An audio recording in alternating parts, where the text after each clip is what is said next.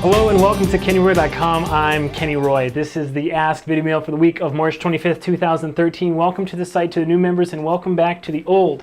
The Ask Video Mail is your chance to get your question in character animation or performance answered in a video just like this one, but I need your question if I'm going to answer it, so please send your questions to webmaster@kennyroy.com. I go through all the questions and I answer ones that I think will help the most people. There's no such thing as a stupid question, and it is the best way to get the most out of the site.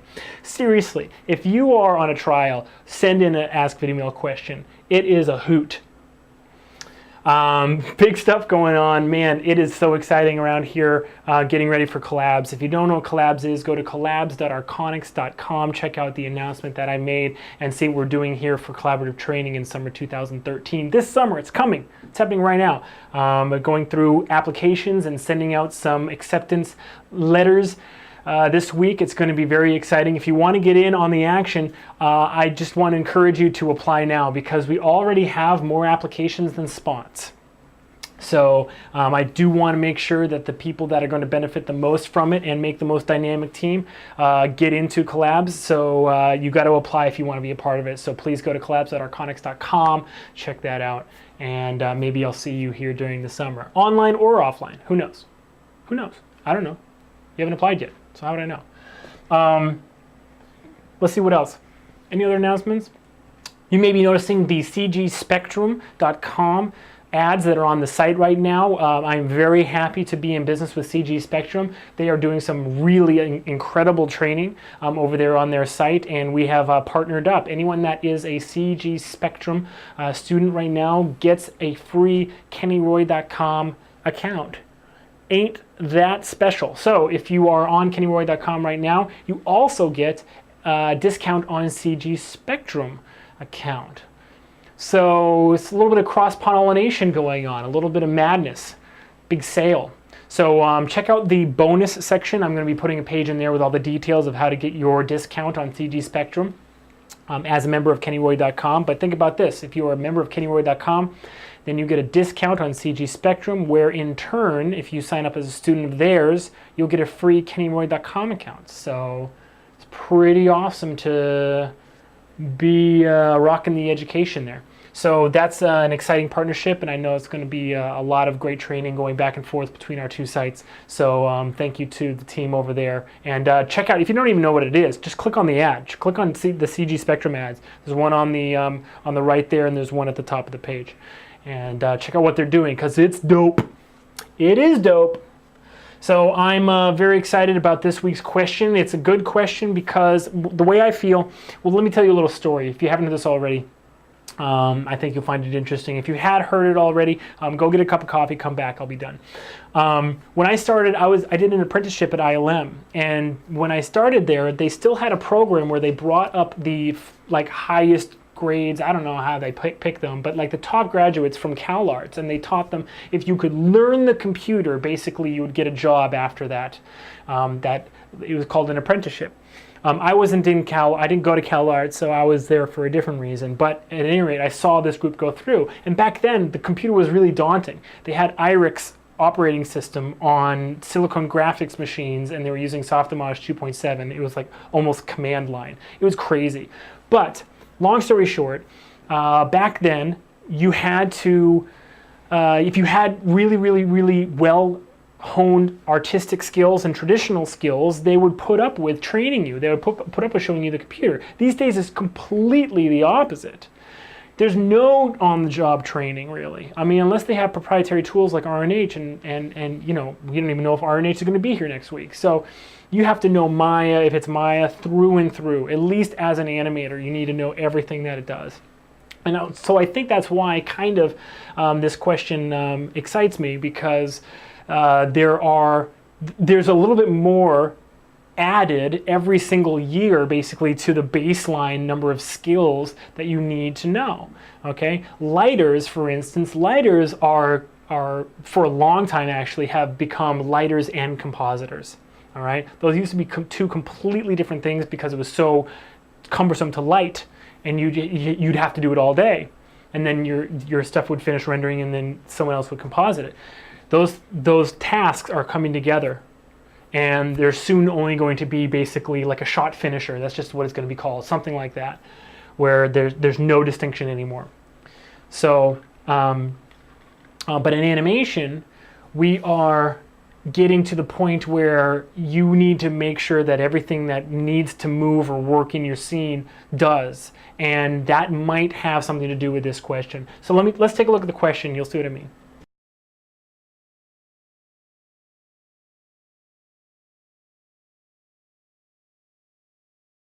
Very, very interesting. When I first saw that the expression editor was an animation editor, I was a little confused as well. I didn't equate scripting or programming or anything like that with animation. But now that, you know, it's 2013, and now that things are kind of the way they are, I do appreciate the fact that the expression editor is an editor that is associated with animation, in so much as it affords us yet another way to connect nodes, to make relationships, and to get things done.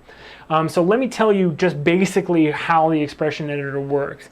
It allows you to create relationships and set up basically equations between nodes that evaluate basically as your scene changes, as your scene updates. Now, they don't update if your scene doesn't update. The one caveat with expressions is they're not like other nodes that are constantly piping through a value. The inputs have to change for an expression to update. For our purposes though, in animation, normally that means that everything's going to be okay because we're working with inputs that are changing from frame to frame. So if that confuses you, just put that out of your mind right now and think about it like this. The connection editor is a way to literally connect one node or one attribute to another attribute. You can connect like the scale of a box to the translation in Y of a sphere. So when you scale it up, the sphere actually moves with that scale attribute. They're connected. They're one-to-one, okay? Driven keys, on the other hand, are kind of like that concept on steroids, because you can have any relationship you want set up with an animation curve that describes that relationship between nodes. So a common use for driven keys is to make blend shapes, to set up like a blend shape like panel, you know, with curves floating in the panel right next to the head, right? So if the curve is right here, you want it to be like sad, and if the curve is up here, you want it to be happy, right? But this might not be 0, and this might not be 1. This might be like negative 27.4, and this might be 500. It doesn't matter. You set a driven key down here, a driven key up here, and then you have that action, and Maya interpolates that. And the way it interpolates it is it basically, every single time you update that, so select it and move it, whatever, it's almost like playing animation. It looks to the frame is the input, and then it goes to the value, the output, okay? So it says negative 27.4, that is equal to 0. We don't care why. It's what it is. 500 is equal to 1. Fine. And then it interpolates however you want. And you can even move those curves. Okay. Now, if you need, so here's where the expression editor comes in. The expression editor, basic for animators. Now, expression editor is very powerful. You can execute like almost anything you want in there. But for animators, it's useful for when you need control in between a connection, just a straight up connection like you would do in the connection editor or Hypershade, Hypergraph, anything, and driven keys. The nice thing about the expression editor is that it is very useful and very quick when you know exactly what the value is that you need. Okay, you can do that again. You can do the same thing. You can't do it in the connection editor, but you can do the same thing and more with driven keys. But it's more clicks, and if you know what you need, the expression editor can be very quick. Okay, so I'm just going to show you really quick how it works, and maybe you can implement it into your scenes. I use expressions well, I'll show you a few examples of when it would be, when you could use it. But for the most part, I use expressions every once in a while in rigging, and I do use them in my animation scenes when I know something needs to be like dynamically controlled and I know exactly what I want that relationship to be. So take a look. Okay, so here we have a scene where we have two heads, okay, and basically this is the design of the character from profile, okay, but this is the design from straight on. So imagine this is like Donald Duck or Mickey Mouse, you know, two characters that are very cheated in 3D because they're drawn slightly cheated in 2D, right? They have slightly different profiles than they do straight on drawings, right? So if this is what I wanted it to look like, if this is what I wanted to look like straight on, and this is what I want it to look like profile, we can set up an expression to do that, okay? Let me do a really quick example though first so you can see exactly how to create an expression. If you open up the expression editor, which like the question asked is in animation editors, here it is, right? By default, you have your select filter by object and attribute name, which can be a little bit annoying, okay, because when you select a new object, it will clear out the attributes that you have loaded. So you have to do a lot of copying and pasting, all right? If you know what you're doing though, it can be pretty easy. So let's just do this. Let's just make it so that the height, so the scale Y of this cone is half of the scale Y of this, this cylinder is half the scale Y of this cone. It's very, very easy, okay? So we're just gonna go pCylinder.scale Y, let's copy that. And here's pCone scale Y, okay? So pCylinder1.scale Y is equal to 0.5 times pCone scale Y, and hit create. There we go.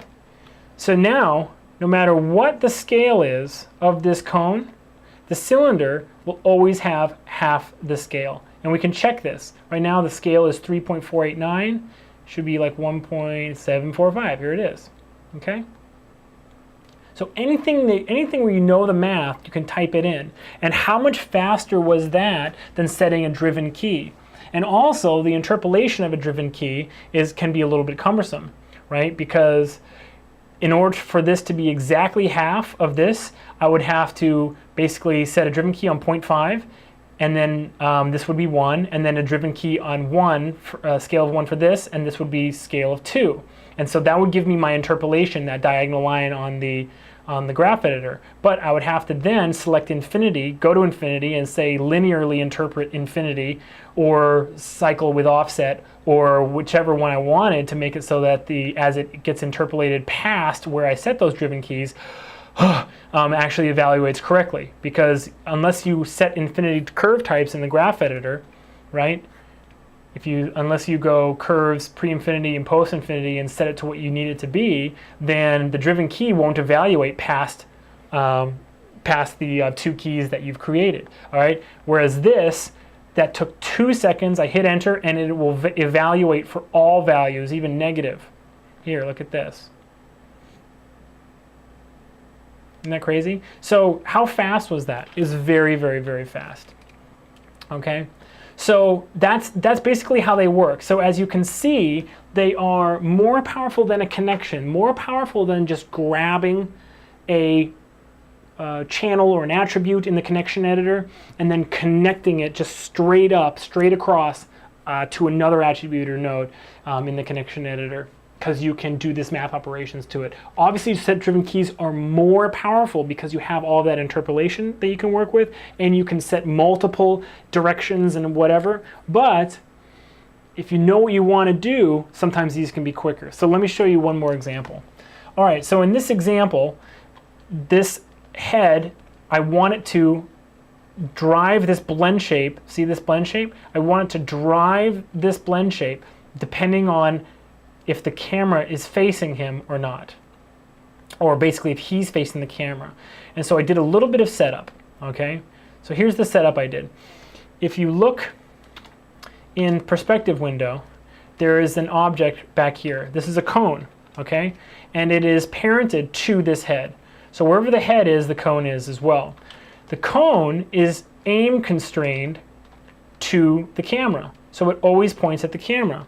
All I have to do is find the difference between the angle in the cone and the head, and that will drive the blend shape, because if there is no difference between the angle, then the blend shape should be fully activated, shouldn't it? And if he's all the way profile, then the blend shape should be removed. We should go back to our profile. So this is very easy to set up. The math is a little bit more complicated if you want to do it in all four quadrants. I'm going to set it up just for now in the positive quadrant. Okay, so this is the positive quadrant over here. All right, so all we need to do is evaluate it for 90 degrees.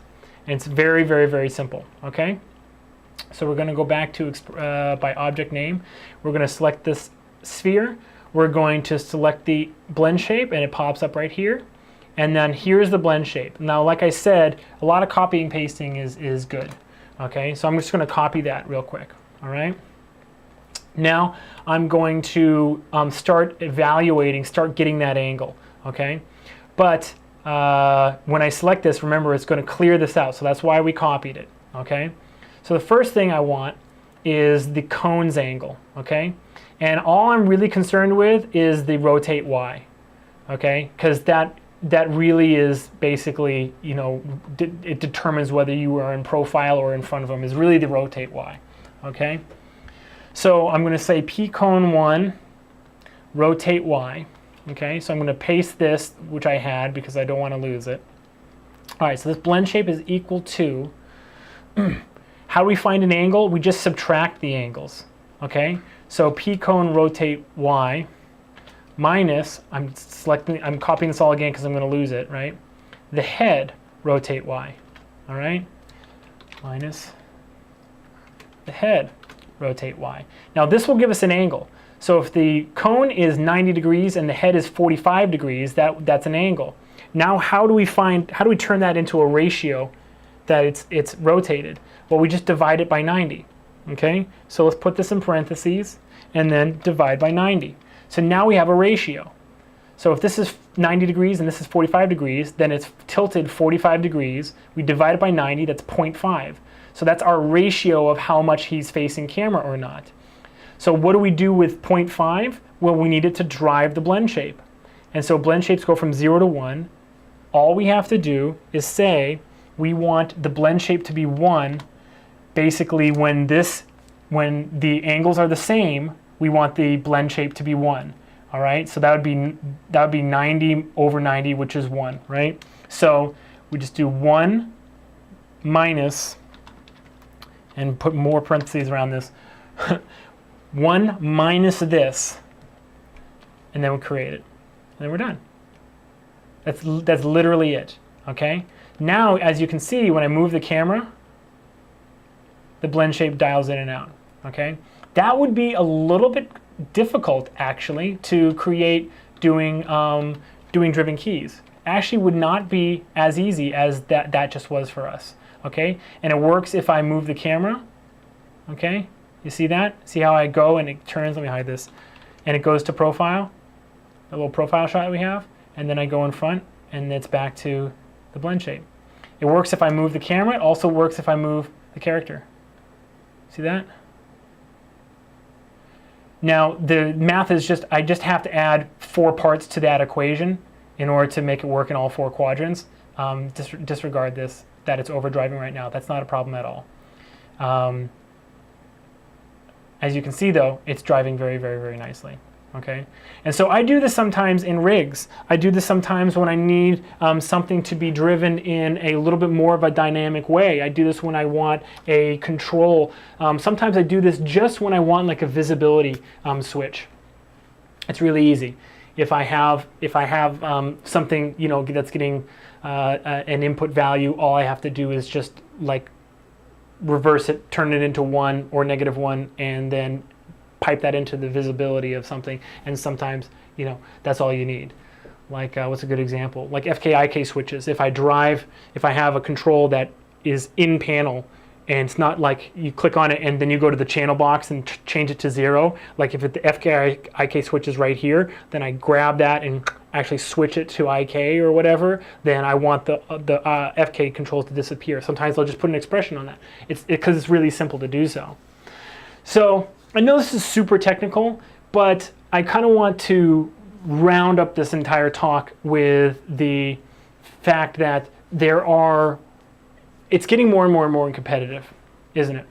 And the number of skills you need to learn in order to be a competitive animator is just getting more and more and more and more and more diverse. I'm not saying that if you are an incredible performer that you won't be able to find a job, because you will. If you're an incredible performer, you'll always find a job as an animator. But there are how many people in the world that are doing the world-class performances at places like Pixar and DreamWorks and Disney and whatever? You know, a couple thousand. I'm by no means am I the best animator in the world, and it was a lot of trial by fire when I started my own company, because I really only knew much about animation and none of the other tasks as well. But over the past 6 years, I've had to expand and learn a lot of these things. So these days, I'm surprised to find that a lot of the things that I had to learn trial by fire are like in the job description of like an animator that's being hired at a mid-sized studio. You know, must know a little bit of Mel script and be able to rig your own characters or props or whatever.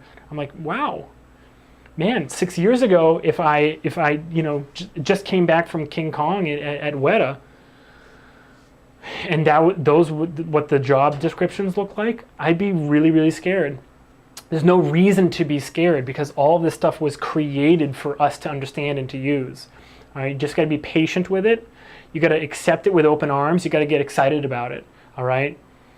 There may be a workflow, a corner you can turn in terms of workflow, waiting in one of these tools that you've never used before, that you've been afraid of. Don't be afraid of them. Take advantage of them. Start using them. Get comfortable with them, and move and change with the industry. There's so much talk going on right now about where the industry is going, and everyone has their best guess. But the way I see it is that the tools are becoming so much more and more and more artist-friendly that eventually nothing will determine what task you're doing, what you want to do, other than your inherent interest and ability in that area. Meaning, if you are animating for a year or 2 years at a company, and then they get a big project, and you've just been, like, I don't know, painting in spare time, and you're like, you know what, I'd really like to light, because I'd like the idea of, I just really like the idea of being able to finish a shot or whatever. My prediction is that in maybe 5 years, the tools will be at a point where you can just say to your supervisor or whatever, I'd like to be a lighter now, and they're like, yeah, okay, we'll move people around or whatever, and it'll have nothing to do with you having to train on the tools or be start at the bottom or start at zero with the software. That's my prediction. Anyway, I got a little long-winded. I'm sorry. This is a long Ask Video Mail. I know. I try to keep them under 20 minutes, but sometimes I go over. Anyway, so I hope you enjoyed that. I hope you got a little bit out of that. Look through. The expressions are normally not locked down at all. Normally you can access them all. Look through your favorite rig files, your favorite scenes, or whatever. See if you go into the expression editor and you sort by expression name, how many expressions are in there, and see if you can figure out what they're actually doing. Would be my advice to start getting your feet wet with these things. And then while you're working, if you know what the relationship should be, if you know what you want it to turn into, you can write the expression for it. There is an expression help specifically for that, and you can see all of the commands that you can use in the expression editor, and it's lengthy. I mean, you can use all math operands that exist in the universe. So it's not just plus and minus and multiply and divide. It's pretty impressive. Anyway, I hope you got a lot out of this. I know I enjoyed this question. Please send more questions. The address to send them to, of course, is webmaster@kennyroy.com. I encourage you to send your Maya file if you're stuck with your animation, or if you just don't know what's going on, send it to me. I'll open it on screen and maybe you'll get a video just for you. Appreciate all of the support. Check out Collabs and tell your friends about that. Good luck with your animation, and as always, rock on.